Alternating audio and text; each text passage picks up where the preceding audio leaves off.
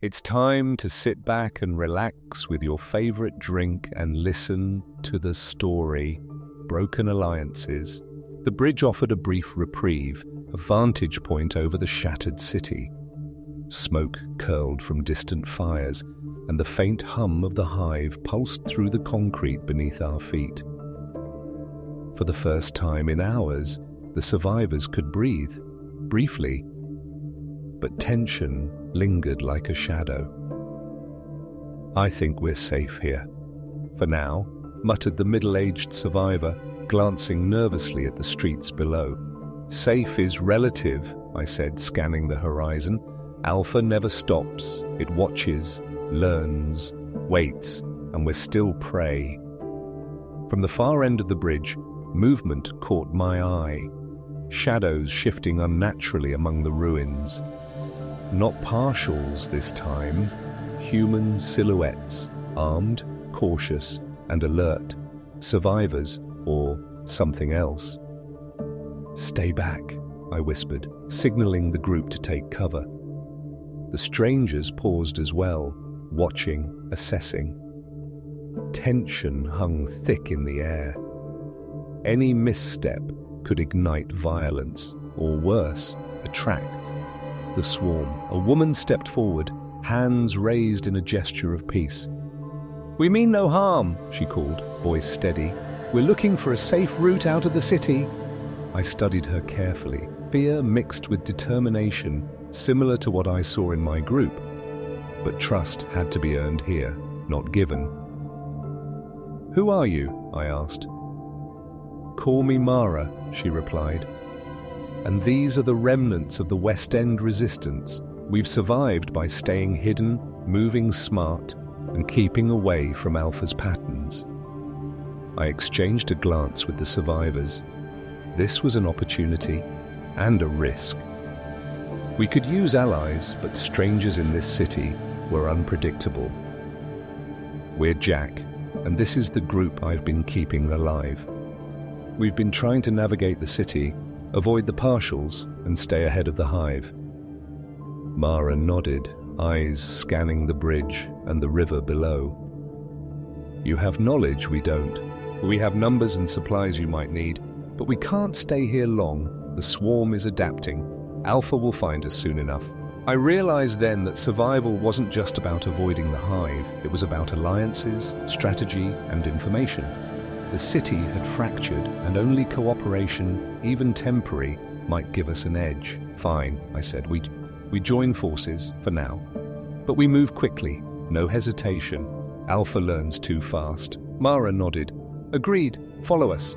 There's a safe house 2 blocks from here. We can regroup, resupply, and plan our next move." As we descended from the bridge, the hum grew stronger in the distance. Alpha was aware, watching, calculating. Every movement, every breath, every decision we made would be observed, analyzed, and countered if we misstepped. The safe house was a small, reinforced apartment complex on the edge of the riverfront, partially barricaded and fortified by Mara's group. Inside, survivors moved silently, checking windows and doors. The atmosphere was tense but slightly more secure than the open streets. "This is our base for now," Mara explained, pointing to a crude map spread across a table. "We have food, weapons, and a few barricades, but Alpha has eyes everywhere. The moment we make a mistake, it will exploit it."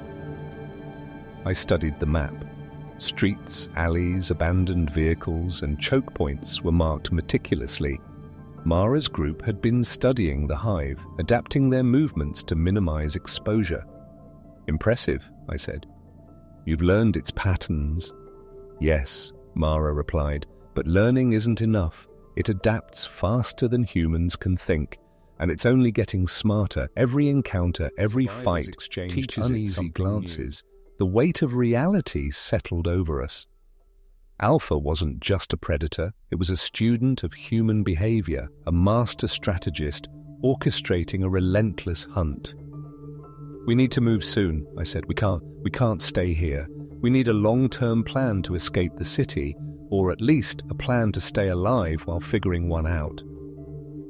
Mara nodded, her expression grim but focused. We'll rest, regroup, and plan tonight. Dawn will be critical.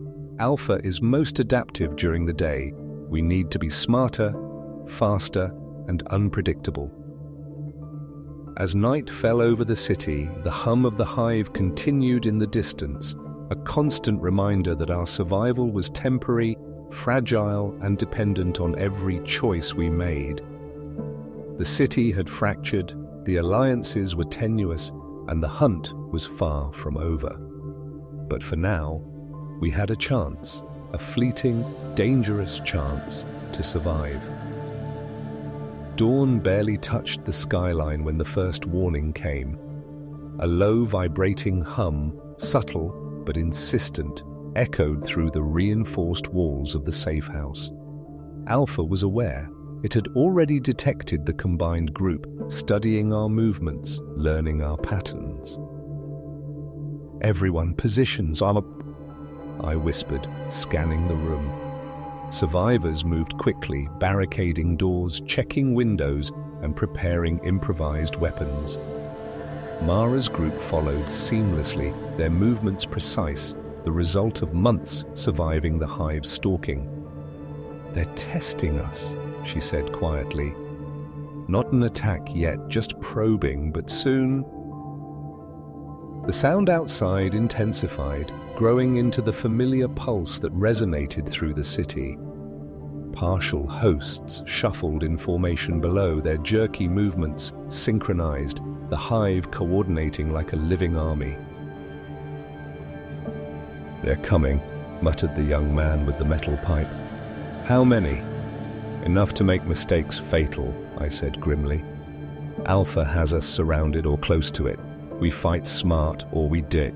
Sir, a partially infected, suddenly crashed against a reinforced window, leaving a smear of black ooze and shattered glass. The survivors tensed. This was the first tangible strike, a message. The hive was patient, but ready to escalate. I turned to Mara. "Your group knows the patterns. Lead them in rotations, flank openings, use vertical space. We can't just hold. We have to manipulate them." Mara nodded. "Follow my lead. Stay unpredictable. The hive can adapt, but we can force hesitation." The first wave descended, breaking through barricades and forcing the survivors into defensive positions. Improvised weapons met the partially infected, each strike calculated to slow, distract, and survive. Alpha observed from the rooftops, orchestrating every movement. A loud crash to the rear alerted us. A survivor screamed as a partial host lunged from the shadows. I struck it down, but the momentary lapse allowed two more to slip closer. The hive was learning, coordinating in real time. "Focus!" I shouted. "Make them hesitate. Every strike, every noise, force them to adapt, slower than we move." For minutes, the building became a battlefield, a chaotic dance of survival. Partial hosts fell, rose, and fell again. The hum fluctuated as Alpha adjusted its hive, its intelligence evident in the subtle patterns of attack. Suddenly, a window exploded, a figure hurled inside. One of Mara's group had triggered a trap to redirect the partials. It worked, buying us time. The survivors pressed forward, retreating strategically toward a rear exit that led to a service corridor. Alpha's hum pulsed stronger, almost like frustration. It understood we were manipulating its swarm, countering its first coordinated attack. But it did not retreat. Patience, always patience. The hive would observe, learn, and return, stronger. We emerged into the corridor, panting and battered, but alive. The partials, hesitated, their coordination disrupted by our improvisation. For now, we had survived the first coordinated hive attack. I turned to Mara. "We keep moving. We survived together, but the hive is relentless. Today, we survived. Tomorrow, we'll see." The city outside was a living maze, full of predators and shadows. The survivors had survived their first real test, but the hunt had only just escalated. Alpha was patient, calculating, and the game had only begun. The city had become a labyrinth of shattered streets, crumbling buildings and silent alleys. Every step we took carried risk. Alpha was still out there, observing, learning, adjusting to our tactics. The hum, faint but constant, reminded us that the hive's eyes were everywhere. We moved quickly, I said, scanning the streets ahead. Stay low, stay quiet. Every shadow could be a host, or worse, a scout for Alpha. Mara nodded, leading her group with practiced precision. The survivors followed in single file, hands on improvised weapons, eyes alert. The middle-aged man scanned rooftops, the young man gripping his pipe like a lifeline. The ruins offered no comfort. Every corner revealed hazards, collapsed walls, jagged metal, pools of stagnant water. Every sound echoed. Every misstep could give us away. We reached a partially intact apartment complex. It looked defensible. The ground floor was clear, windows broken but barricadable. "This is our stop for now," Mara said. "We can rest, resupply, and plan the next move, but don't get comfortable. Alpha will find us if we linger." Inside, we found remnants of the city's former life, discarded toys, empty cans, broken furniture. Supplies were scarce, but we scavenged what we could: bottled water, cans of food, a few first aid kits. As we worked, movement outside caught my eye. Shadows flitted across broken windows. I froze. The hum was stronger now. Scouts. Partial hosts sent ahead by Alpha to locate us. "Positions," I whispered. "Prepare for contact." The first partial slipped through a hole in the wall. It moved unnaturally, jerky but deliberate, eyes white and unseeing, yet guided by Alpha's influence. The survivors responded instantly, pushing it back with improvised weapons. "More of them," Mara warned, scanning the street. "Alpha's learning from our movement. They're testing us, probing for weakness." The partials pressed forward, coordinated and relentless. We fought defensively, drawing them into choke points within the building. Each strike had to count. Every distraction mattered. Amidst the chaos, I noticed movement on the rooftops above. Figures, humans, armed, watching, assessing. Mara followed my gaze. "Other survivors," she muttered, "or opportunists. Could be hostile, could be friendly.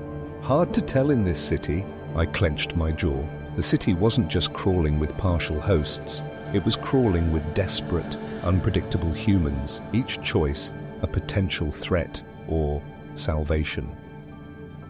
The battle for the apartment lasted hours. Partial hosts pressed relentlessly, but our barricades held. We learned quickly, improvising traps from furniture and debris. The hum pulsed, intensified, then retreated slightly. Alpha was adapting, adjusting its swarm's tactics. Exhausted, battered and tense, we finally secured a temporary lull. The survivors caught their breath, eyes wide with fatigue, but burning with determination. "We survive, we adapt, we keep moving," I said. "Alpha will come again, smarter, faster, but we've survived this encounter. That's what matters." Outside, the city stretched endlessly, a ruined maze of danger and strategy. The hunt continued, relentless. But for now, we had taught us the first lesson of true urban survival. In this city, vigilance and adaptability were the only currency of life. Dawn broke again, casting pale light over the ruined cityscape. The survivors had rested as best they could, but exhaustion lingered like a shadow. Alpha's hum was faint but persistent, reminding us that the hive was patient and relentless. "We move," I said, voice firm. "The safe zone Mara mentioned is several blocks east. It's fortified, stocked with supplies, and reportedly free of partials, for now." Mara nodded. "It's a risk, but our best chance. We'll need to move quickly, avoid main streets, and use debris as cover. Alpha's scouts will be watching every predictable path." The group fell into formation. I led, eyes scanning every broken street, every shattered window, every potential hiding place. The middle-aged survivor kept watch on the rooftops, while the young man followed my flank, ready to block any partial host that appeared. The journey was slow and methodical. Each street was a gauntlet, every shadow a potential threat. We ducked through alleyways, climbed over rubble, and avoided the main thoroughfares, which were crawling with partially infected and scavenging humans alike. At one point, we encountered a partially collapsed parking garage. From the upper levels, shadows moved, Alpha's scouts, coordinated and precise, testing our movements. I signaled the survivors to split, forcing the scouts to hesitate. Rocks and debris were thrown, creating noise and confusion. "Keep moving!" I shouted. The group advanced, ducking into a narrow alley. The partials followed, but slowed, disrupted by our improvised tactics. Hours passed, and the city seemed endless. The hum was intermittent now, a constant reminder that Alpha was always watching, calculating. Every encounter taught us more about its strategies, its patience, its intelligence, its adaptability. Each was a weapon against us. We reached a small plaza, partially barricaded by abandoned vehicles and rubble. It offered a temporary vantage point. From here we could see the rumored safe zone, a fortified building at the far end of a street lined with collapsed storefronts. "There it is," Mara whispered, pointing. "We have to move across that street, but it's exposed. We'll have to time it with the gaps in Alpha's swarm." I nodded, formulating the plan. "On my mark, we run in short bursts. Use debris and shadows. Don't linger. Keep moving until we reach the building. Alpha will adapt, but we can exploit its gaps." The survivors braced themselves. I counted silently. 1, 2, 3, and we sprinted. Partial hosts lunged, but we dodged, ducked, and weaved, using every obstacle as cover. The hum intensified, but we pressed forward, hearts hammering. We reached the safe zone's perimeter. Barricades were intact, and inside we could see other survivors preparing defenses. We had made it, barely, battered, but alive. Inside we collapsed, gasping for breath. The safe zone was not perfect, but it was a temporary reprieve, a chance to regroup, resupply, and plan our next move. Alpha's hum lingered faintly outside, a reminder that the city was still a living, hunting maze. The hive was patient, calculating, and it would not stop. But we had survived another leg of the journey, and in this fractured city, survival, even temporary, was victory enough. The safe zone was a small reprieve in a city gone mad. Inside, survivors moved quickly, reinforcing barricades, rationing supplies, and sharing information.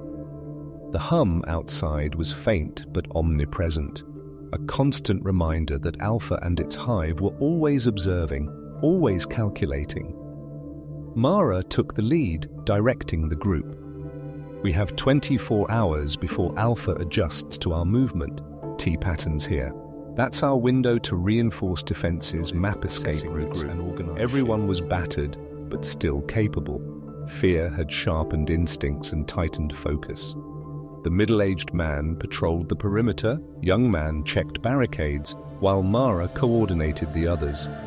I joined Mara near a table cluttered with maps and improvised tools. "We need traps, diversions, anything that will slow Alpha's scouts," I said. "We can't just wait for it to find us," she agreed.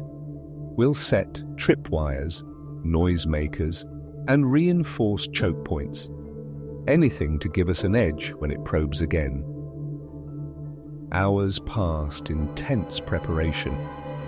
Every creak in the building, every shadow in the windows, set nerves on edge. The survivors worked methodically, exhaustion tempered by urgency. Then, a sudden crash from the roof drew our attention.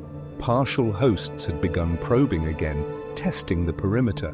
Alpha was patient but relentless, learning from our defenses. "Positions!" I shouted.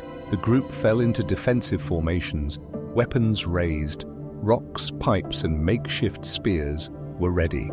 The first host climbed the side of the building, jerky movements precise and calculated.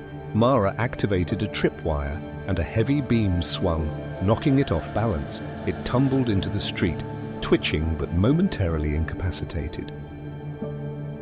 "Good," I muttered. Keep them disoriented, force hesitation."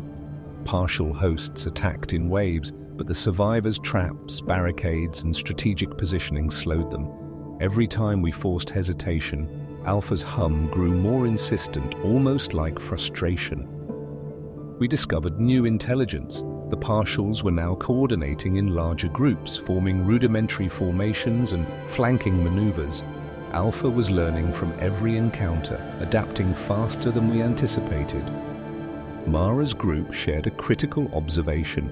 The hive's signal had weak points, areas where interference, debris, or electrical disruptions slowed coordination. This was our lifeline. "We need to exploit those weak points for a longer-term strategy," Mara said. "We can't just survive encounter by encounter. We need a plan that outpaces Alpha's learning." I nodded, realizing the scope of the battle ahead. Survival meant not only fighting but thinking ahead, predicting Alpha's moves and creating layers of contingency. Night fell again, the city outside bathed in a faint, red glow from distant fires. The hum continued, rhythmic, persistent, a reminder that the hunt was ongoing. But for now, we had fortified shadows to hide in, a temporary haven to regroup, and knowledge to plan our next move. Alpha had not won, not yet, but the cost of survival had already been etched into our bodies, our minds, and our resolve. The city was fractured, the alliances fragile, and the hunt relentless. But in the shadows of the safe zone, for the first time, we could plan beyond mere survival. The hum outside grew louder at first light, a deep, pulsing rhythm that seemed to vibrate through the walls of the safe zone. Alpha was preparing, and we could feel it, a subtle tension in the air, a warning that the hive's patience had reached its limit. "Positions!" I shouted. Mara's group moved swiftly, checking barricades and distributing improvised weapons. The survivors followed, nerves taut. Every sound, footsteps, wind, distant debris, could be the first sign of an incoming wave. From the rooftops, shadows shifted. Partial hosts were descending, coordinated and precise, their jerky movements synchronized as if guided by a single mind. Alpha's intelligence had evolved. To the far end of the street. "They're targeting weak points. Focus defenses there." We reinforced barricades, set up tripwires, and prepared makeshift projectiles. The first wave crashed against the barricades with a guttural, inhuman wail. Partial hosts surged, but our traps slowed them.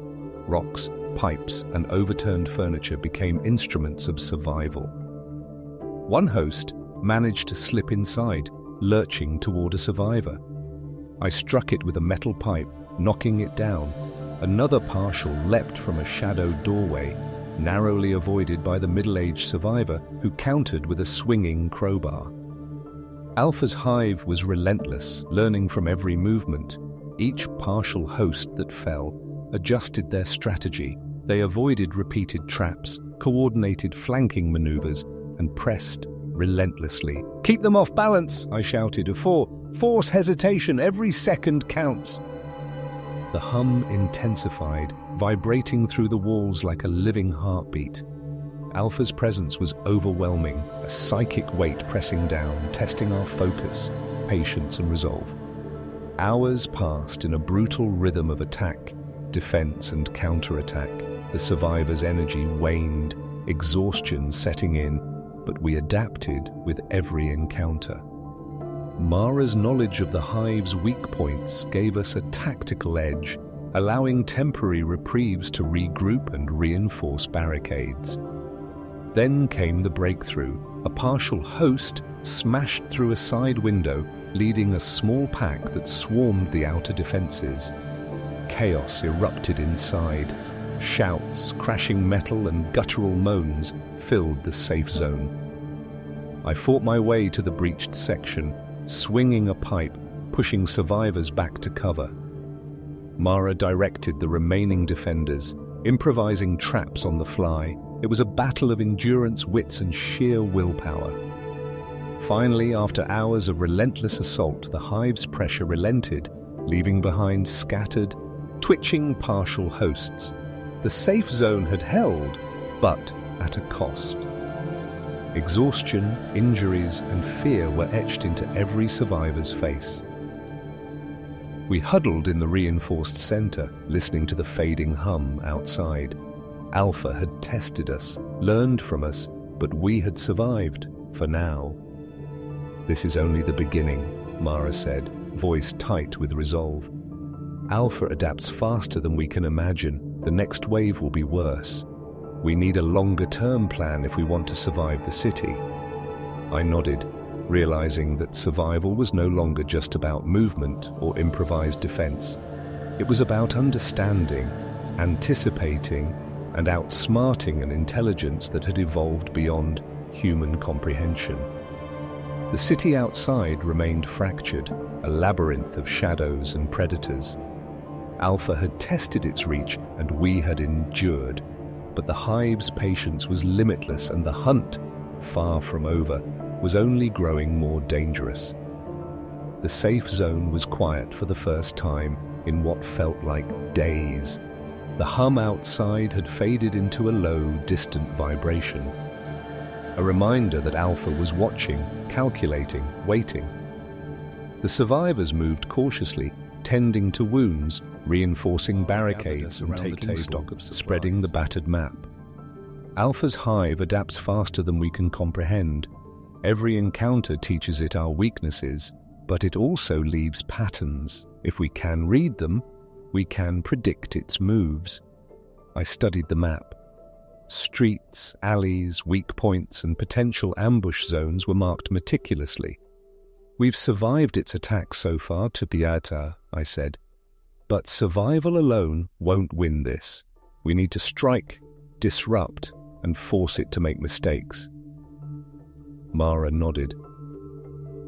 "We'll need a multi-pronged approach. Diversions, traps, and coordinated strikes. We can't rely on brute force. Alpha isn't just a predator. It's a strategist." The survivors listened intently, absorbing every detail. Fatigue weighed on us all, but the fire of determination burned brighter than exhaustion. We had endured, adapted, and survived against impossible odds. Now, we had a plan. Hours passed as we prepared. Tripwires, barricades, improvised explosives, and noise traps were strategically placed. The safe zone had become a fortress of clever design, a blend of human ingenuity and desperate survival instincts. Night fell. The city outside was a labyrinth of shadows, ruined streets, and faint glows of distant fires. The hum returned, more insistent, pulsing through the walls. Alpha was aware. It had learned from every previous encounter. But now, we were ready. "Tonight, we test them," I said. "We force Alpha to react, to reveal its strategy. We survive not just by hiding, but by controlling the battlefield." The first wave hit. Partial hosts pressed against barricades, testing, probing. But this time, the survivors were ready. Tripwires triggered, improvised explosives went off, and traps funneled the swarm into choke points. Every move was calculated, every reaction anticipated. Alpha adapted, coordinating its partials, adjusting strategies. But we had prepared for this. Mara's team exploited weaknesses, redirected hosts, and used environmental hazards to our advantage. The hum pulsed, almost like a heartbeat, a living intelligence challenging us to outthink it. Hours of cat-and-mouse combat passed. We were battered, bleeding, and exhausted, but victorious. The safe zone remained intact. The partial hosts, disoriented and disrupted, fell back. Alpha's presence lingered in the faint hum, but for the first time, it hesitated. Mara exhaled, relief mixed with resolve. We've forced it to adapt, but this is only the beginning. We can't stay here forever. Alpha will learn from tonight. I looked around at the survivors, faces streaked with sweat, blood, and grime, but eyes burning with defiance. We've survived its siege, we've turned the hunt into a fight, and tomorrow we move again, smarter, faster, stronger. Outside, the city remained fractured, a maze of danger and predators, but inside, amidst the fortified shadows, we had reclaimed a measure of control. Alpha had tested its reach, and we had endured. The reckoning was not over, but for the first time, the survivors had the advantage of strategy, intelligence, and unity. And in this fractured city, that might be enough to survive another day. Thank you so much for taking the time to listen to this story today, hoping to see you all again very soon. Till then, sweet dreams.